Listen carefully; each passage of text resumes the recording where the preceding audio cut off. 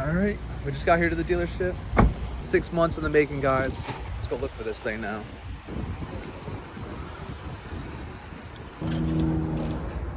All right, now it's time to do the paperwork. We're just waiting for the finance guy to get over here. If you guys are wondering why I'm talking so quiet, it's because it's so quiet in here. I don't want to be that guy with the camera walking around screaming at everybody. All right, Isaiah said he's pulling the car up right now. So, a couple minutes here, guys. Oh, I think I see it. There she is. Damn, that thing is clean. Let's go check it out. Ooh, that thing is clean. The key? Thank you. Yep. Jeez.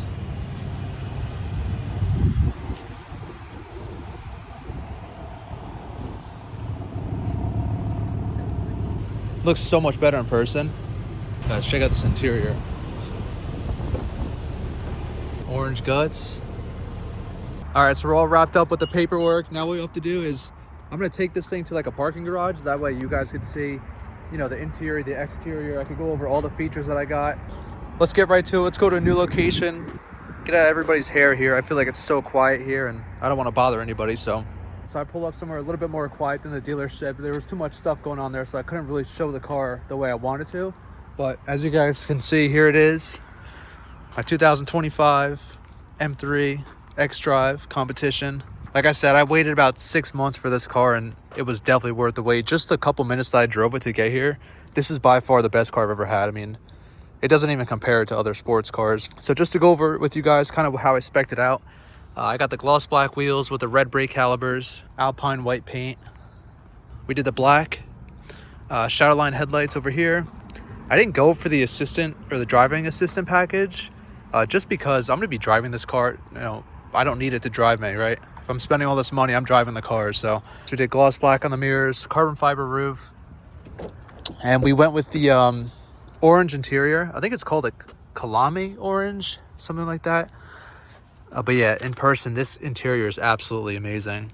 And you can see here, we did the galvanic controls, so a little bit silver on the windows. I'm gonna hop over to that side over there so you guys can see a little bit better.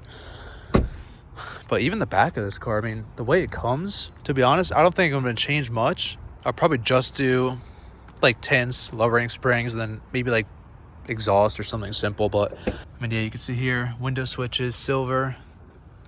Look at that screen. The steering wheel is perfect. It's such a difference from the previous generations with the round bottom. This one looks so much better. That little stripe also adds to it.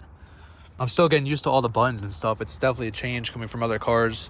There's like 1,000 different buttons, sport mode, and there's so many things you can play with. And it does take some getting used to, but that just comes with, you know, weeks and weeks of driving it every day and kind of seeing what fits me best, how I want to drive it. But I mean, I couldn't be more happy with the car.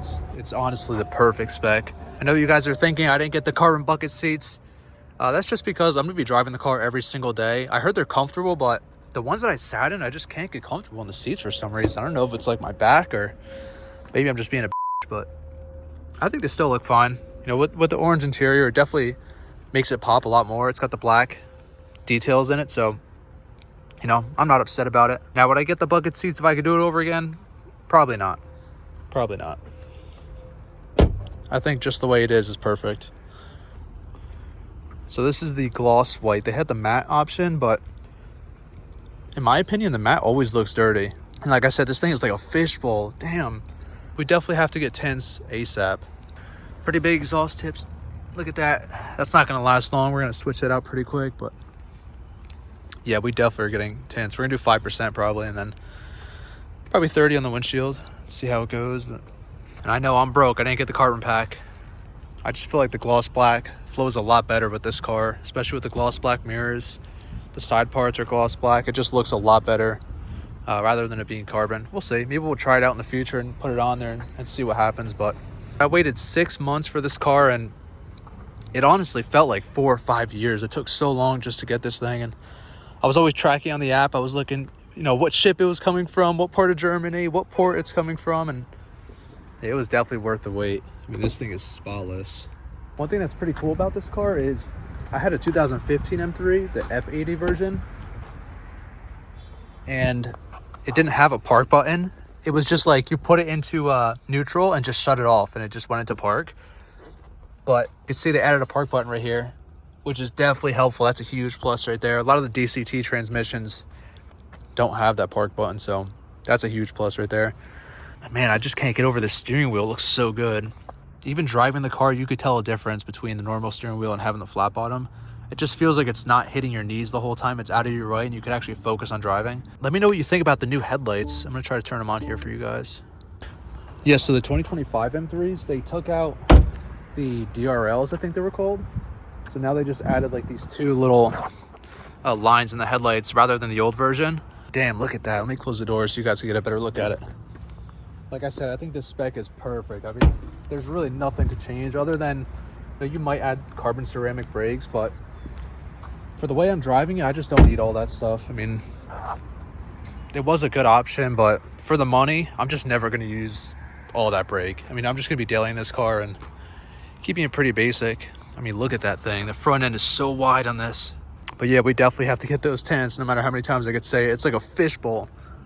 I think you guys had enough of me talking. Let's go drive this thing so you kind of see how it drives, what it sounds like. And, it's pretty loud for a stock car, but it's definitely not anything crazy. We're going to change that real soon here.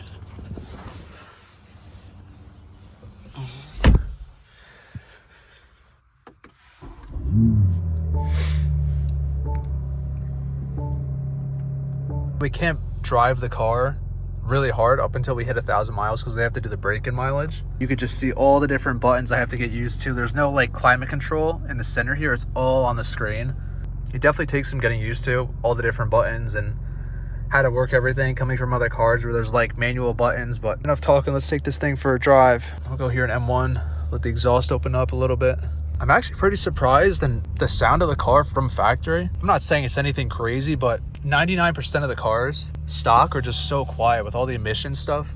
I'm being so careful driving this thing. I do not want to hit anything. It's funny because the salesman was asking me like over and over again if I wanted to get the wheel protection in case I hit a curb or something like that. I told him we're not scared. See, this is what I'm talking about. Just getting used to all the buttons is definitely going to take me a while. I'm trying to get to CarPlay and it'll be dark by the time I get there.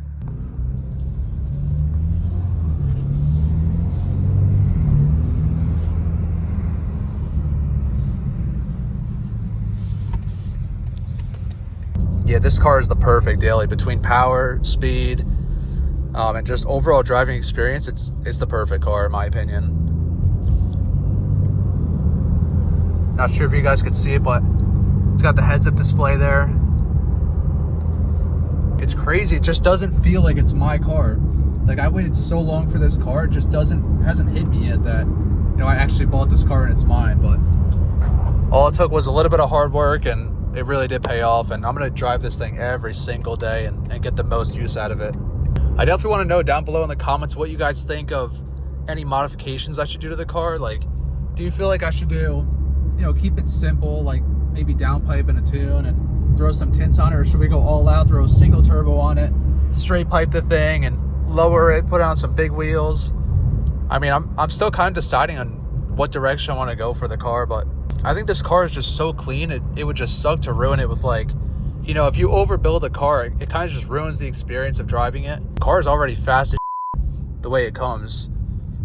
But I guess we'll find out once we hit the braking mileage. Once we hit 1,000 miles and going for the service, then we'll know exactly how fast this car is and we can compare it to other cars. But yeah, for now we got to keep it nice and chill. We can't go above 3K RPMs and just enjoying the car, listen to the sounds.